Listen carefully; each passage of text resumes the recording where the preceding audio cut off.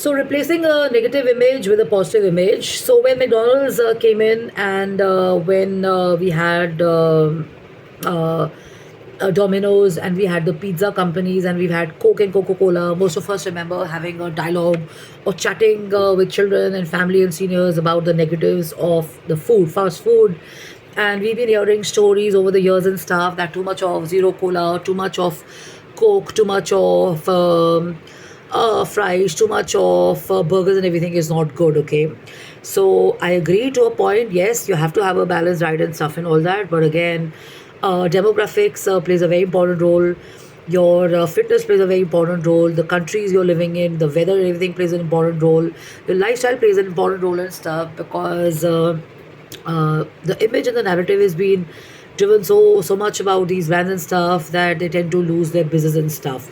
So what did McDonald's do? So 3-4 days back I went to McDonald's and I had a burger, and I really enjoyed those.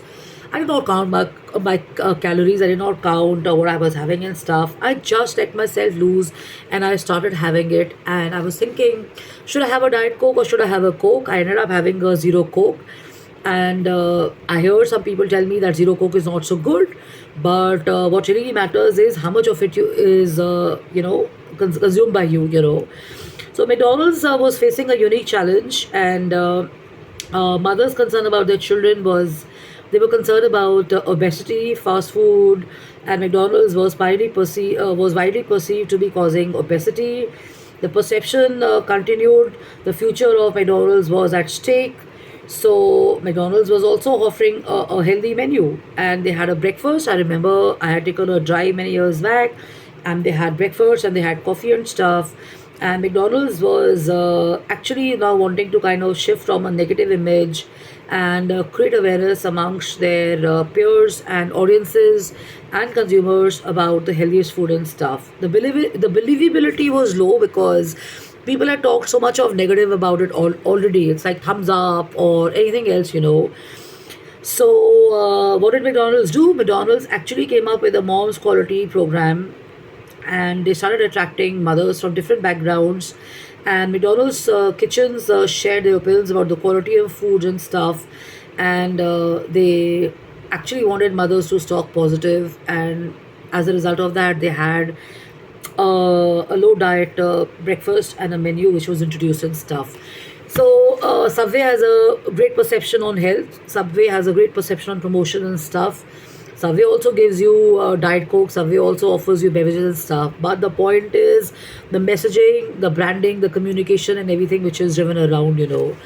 So when you are actually working on a brand, and when you're actually working as a visionary, or when you're actually working as a designer, or you're actually undertaking a task and stuff, it's very important to shift the negative image to a positive image and stuff, okay? And I don't really necessarily go by social media, because I know that some images are illusions. It's sometimes people are delusional and they're sharing positive stuff. When you talk to them, they turn out to be completely opposite and stuff. So very important to kind of go offline and to intermingle with the retail outlets, with the brand owners, with the corporate people, and be in the real world and stuff, because that's where your actual perception and the reality checks happen and stuff, okay? So most campaigns are driven on building brands, driven personalities and stuff. And it's Hindi में कहते हैं खोदा पहाड़ निकली चुहिया.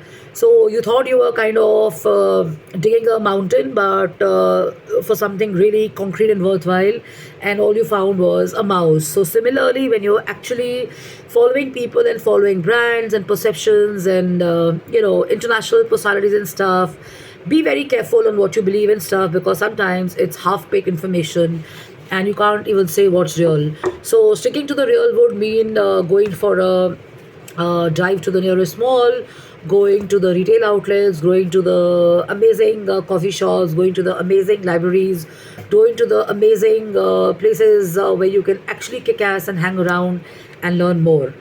I'm not saying that you shouldn't follow social media. All I'm saying is perception on delusion and illusion is a big challenge.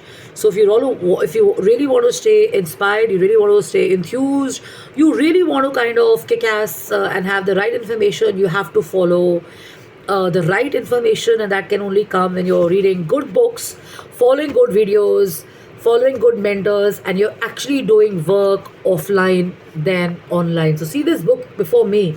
If I wouldn't have opened up this book, I would have not even thought about my great experiences of all the retail brands and everything. And as you read a book, you're actually inspired to go and also figure out and absorb more of their campaign, absorb more of their design work, absorb more of their food and menus and stuff, rather than depending of the perception and menus and perception on menus or perception on the brand and stuff like that. So in linking it to design and architecture and creativity, avoid following for kick-ass websites. I'd share an example. The website looked amazing. The office felt amazing, but the moment I walked into it, it was just a very shady, sad basement, and the wallpaper was actually the picture of the office. Okay, so an example from design and architecture is for students who follow this or people who follow this. Avoid falling for kick-ass websites. Also, do your research. Social media gives you this upper hand, and most important is walk into the offices if possible. So love and luck and take care. I'm on jakapani at gmail.com, justinkapani.im at gmail.com, and justinkapani.im at gmail.com. So cheers, you on a lovely Coke. Enjoy. Have a Coke. It's also hot. So you could have iced tea, you could have tang, you could have nimbu pani, you could have lassi, you can have cold coffees and stuff. And the more you enjoy, the better it is. Avoid listening only to the positive information. Work out more, exercise more. Anything in moderation is not bad. You don't have to be plagued by the idea of being an extremist. Okay, you may be having some fitness goals, you may be having some health goals and stuff, but avoiding something in the long run is not a good idea, because if you're going to travel and everything also, you're not going to say no to anything and everything. So work out, enjoy, and follow positive messaging also around health and stuff. So love and luck and take care, have fun and have a blast. Cheers, bye bye.